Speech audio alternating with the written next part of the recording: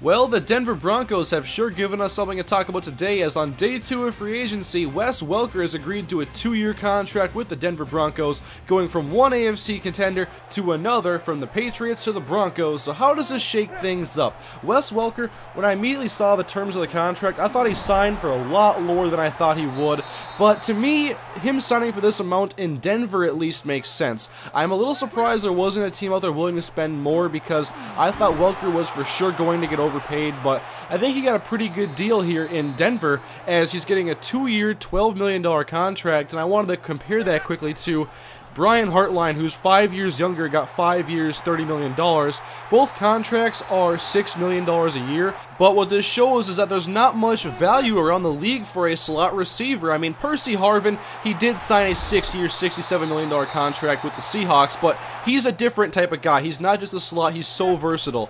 But when you look at Wes Welker, he's a slot guy that can return punts, and he's very good at what he does. He's caught 100 passes in all but one season with New England, and he's a guy that's just very productive. And I'm not going to say that he's a product of Belichick's system. He just thrives in his role. He was in the right spot in New England. They threw him the ball like for a 2-yard pass, and he ran with it for another 6 yards, and it was an 8-yard pass.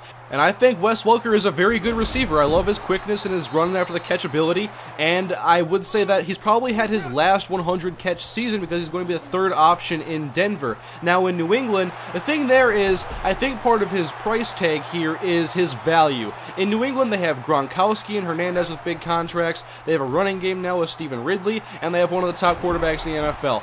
And Welker, he was their top receiver, but he isn't like as important as Percy Harvin was to the Vikings. And if you look at what he's in Denver, he's probably going to be a slot receiver, the number 3 guy. Decker and Thomas start, so you don't give a guy like that $8-9 million, whether the Patriots or the Broncos.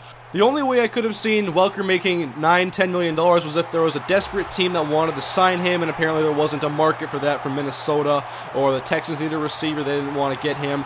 And so Wes Welker is now a Denver Bronco, a toy for Peyton Manning to play with. I love the way he fits into this offense, by the way. They have a solid 1-2-3 punch now in the receiving core, and not very many teams can say that. They're young on the outside, they got Welker on the inside. I love that, and they make the New England Patriots weaker. If you remember last year, the Patriots, they brought the hurt on the Broncos in the time they played. I believe it was like week 5 or something, and so they weakened one of their strongest competitors. They make themselves stronger. They killed 2 birds with 1 stone, and now maybe they can make a Super Bowl run this year and really pull it off. But I personally love the move for the Denver Broncos. I think it's okay for the Patriots. I think they're going to do an okay job replacing him. I'm not sure how they want to do it. I'm sure Belichick has a plan of some sort, but let me know, guys, in the comment section, what do you think about Wes Welker in Denver? How will this play out, and will Denver be successful, and will Welker continue to be a solid, productive receiver? And what will New England do to replace him? Let me know, guys, in the comment section. Thank you for watching. I'll have more coming shortly.